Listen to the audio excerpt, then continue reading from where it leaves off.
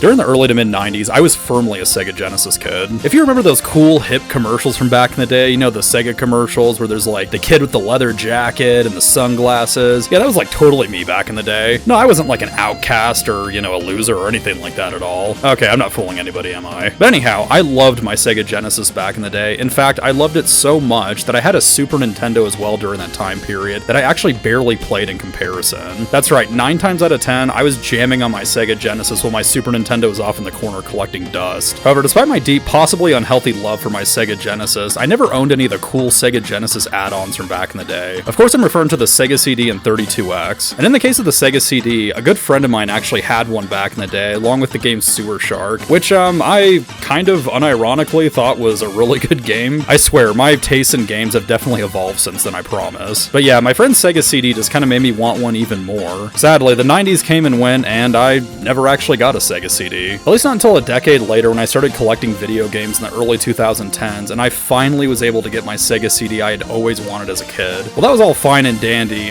There was a little bit of a problem there. So yeah, the Sega CD did not do very well in the United States, and as a result, it was actually really hard to find the games. And to add insult to injury, what made it even harder was the fact that a lot of the more sought after and rare games were, they were pretty expensive. Look, I tried my best to get some of the more sought after and rare games on the console, but yeah, it just wasn't happening, even back then before money printers started going brrrr. And at the very top of the Sega CD collecting food chain, you had games like Snatcher, Space Adventure, and Keio Flying Squadron. And in the case of Keio Flying Squadron, that game, yeah, that game is rare as hell and freaking expensive. Especially now, if you go on eBay, your eyes will literally explode when you see how much this game is going for now. Seeing how valuable this game has become, it had me thinking, is this game really worth that kind of money? Obviously, the answer is probably no, but I still felt the need to go in and actually give this game a fair chance and see, well, maybe it is worth a few $1,000s, maybe it is just that good. And that's precisely what I did. So sit down, relax, and let's find out if Keio Flying Squadron is worth its insane price tag.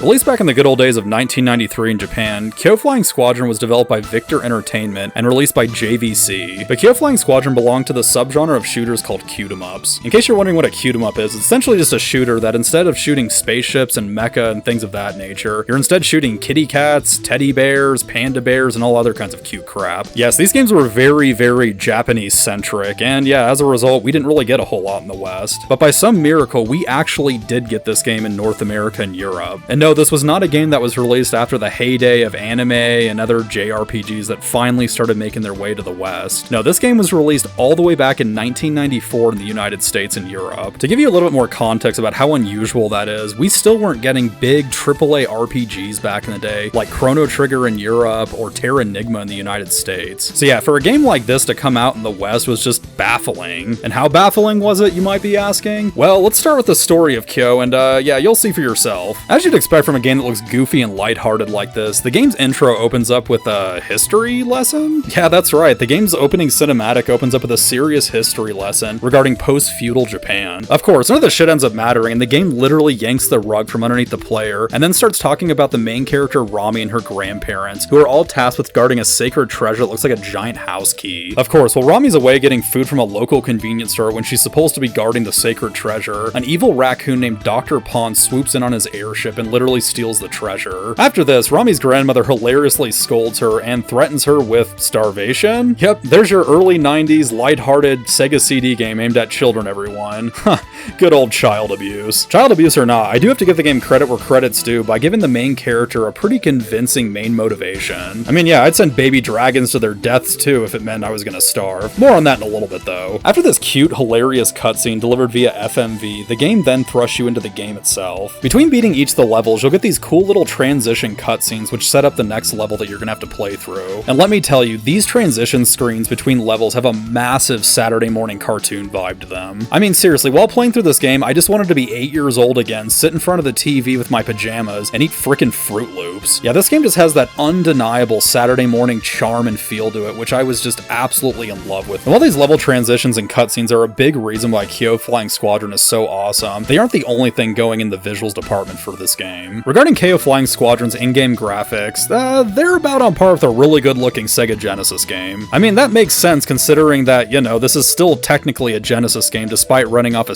CD-based add-on. The capabilities afforded to this game by its CD-based technology definitely went towards the game's cutscenes, which I described earlier, as well as the game's audio, which I'll get to in just a moment. But in Keio Flying Squadron, you're gonna have gorgeous-looking sprite-based graphics throughout, as well as a very, very Japanese-looking art style. Beyond just the overall Japanese quirkiness, which is present throughout this entire game, you have things like pagodas and temples and all kinds of other cool Japanese structures throughout this game as well. Another thing that Keio's visuals have going for it definitely are how diverse and varied its enemies and bosses are. While you will come across some of the same enemy types, specifically the various raccoons, which are really tanukes, but the game calls them raccoons, so yeah, they're raccoons. You'll also get enemy types which are specific to certain levels and you won't see later on in later levels. This definitely keeps the visuals and also the gameplay pretty fresh throughout. Like most shooters, the highlights will definitely be the various bosses you'll fight throughout. Some of the levels will have various sub-bosses that you'll have to fight, however it's the main bosses at the very end of the stages that will be the real showstoppers here. For a Sega Genesis game, or Sega CD technically, whatever you want to call it, these bosses are incredibly detailed, and what's even better about them is they have modular parts that you'll have to destroy. While there were definitely other Sega Genesis games that had modular bosses like this, Keio definitely utilizes it in a way that makes it stand above the rest. I mean, just look at these bosses, they just scream Japanese quirkiness, and I just freaking love them. But as mentioned earlier, the fact that these graphics are pretty much just on par with a non-CD based Sega Genesis game, that is a little disappointing. However, one thing that was definitely enhanced by the CD technology of this game was its excellent audio.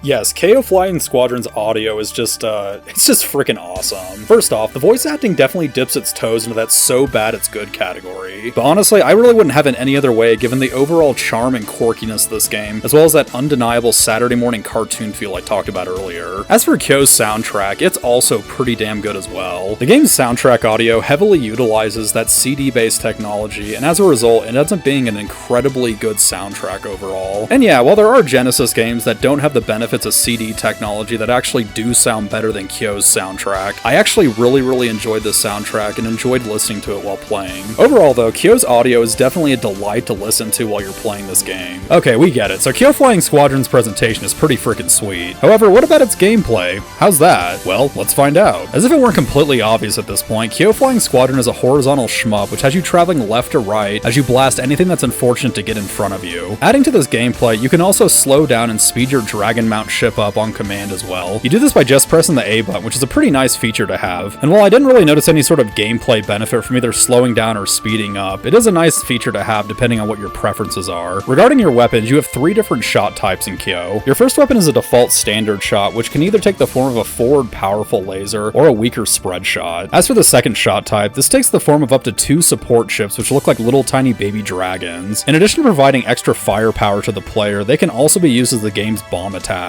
And I wish I were joking, but this bomb attack is actually called the kamikaze attack. Yeah, so you're essentially sending these poor baby dragons to their death each time you use your bombs. Okay, if that's not a good enough reason to not use your bomb attack in this game, I don't know what is. Fortunately, your third and final shot type isn't nearly as morbid. The third shot type, which is an optional weapon, takes the form of either a homing dragon missile, inverted spike cannons, or an arch bomb which hits enemies below you. All of these shot types can either be changed, upgraded, or obtained through collecting the game's various power-ups. These power-ups are dropped by your various fallen enemies throughout the game. What these power-ups allow you to do is they either allow you to upgrade an existing shot type that you're currently using, making it more powerful, or they can also grant you a new shot type that you did not have before. Unfortunately, collecting the power-up type that you're actually wanting to get can be pretty difficult in this game, as they're usually in a very precarious place next to a lot of enemy fire. Speaking of the game's difficulty, there's actually selectable difficulty in this game, which either allows you to make this game easy, medium, or hard. While I would say the easy difficulty is, well, a little bit too easy, I found the medium difficulty just to be the right amount of challenge for this game. However, if you're able to make it through this entire game on hard mode, you are a much better shmup player than I am. Still, regardless of which difficulty you select, it's nice to have this option to begin with. Another welcome feature to Keio Flying Squadron's gameplay, and also a good balance to its difficulty, has to do with the game rarely marooning you with power-ups. In many other shmups, especially shmups around this time period that utilize power-ups, it's not uncommon for the game to completely screw you over whenever you die. How this happens is as soon as you die, you lose all your power power-ups that you've accumulated up until that point. And then when you finally do respawn or continue, the game doesn't give you any of those old power-ups back again, which essentially makes it very, very, very difficult to get past the section that you just died in. Fortunately, Keio Flying Squadron does not do this to you and actually gives you some adequate power-ups whenever you do continue after dying. While you aren't getting all the power-ups back that you just lost after dying, it at least gives you enough to possibly get through the section that you just got killed in. And yeah, you will die quite a bit in this game, trust me. What's nice is that you're able to adjust the amount of lives that you get per continue. However, your continues are not anything that you have any control over. What this essentially means is that you have to get pretty damn good at this game if you're ever going to see the end of it. Outside the game's difficulty, or I should say actually contributing somewhat to that difficulty, is this game's issue to have frame rate issues in some of the more hectic, crazy sections of the game. This typically happens when there's quite a few projectiles or enemies on the screen, and yeah, the game does kind of chug along whenever this happens. Unfortunately, there's an issue with Keio's gameplay that's even worse than this. The main issue in Keio Flying Squadron's gameplay that you're going to experience is the inconsistent hitbox that you have. I mean, there were times in this game where I was absolutely certain that a bullet was going to kill me, but it just passed right through me as if I were freaking Neo from the Matrix. On the flip side, there were other times where a projectile just barely grazed my character sprite and, well, I died. In order to compensate for this, I pretty much just went completely out of my way to avoid any sort of projectiles in this game, which unfortunately was not always the best strategy. But hey, what can you do, right? However, even with the game's inconsistent hitbox, I still found the gameplay overall to be pretty damn good. Look, for this time period in the early 90s, you could do way, way, way worse with shooters, trust me. The gameplay in Keio Flying Squadron is pretty damn good overall, and definitely goes along with the overall quality that we've seen up until this point. However, with all that said, is this game actually worth $3,000? Look, Keio Flying Squadron is one of the most unique, charming shooters from the early 90s, and definitely one of the better shooters you could play from this era as well. And as I had mentioned earlier, it is completely mind-blowing that this game was released outside of Japan during the early 90s. At least in North America, other than this game and also maybe Magical Chase, I don't think that North America got any other Q-em-ups until the late 90s or early 2000s. And on top of all this game was not ruined by localization either. No, they didn't rename Rami Sally and put a bunch of burger or McDonald references or have her driving a Ford truck or anything like that. No, they kept this game very Japanese and very faithful to the original version of this game. However, despite all these positive things I have to say about Keio, I can't even really say it's the best shooter released on the Genesis or the Sega CD. And look, that's not to say that this game isn't awesome or amazing, because it absolutely is. I mean, if I was to create a top 10 Sega Genesis / Sega CD list, which I might do someday, possibly.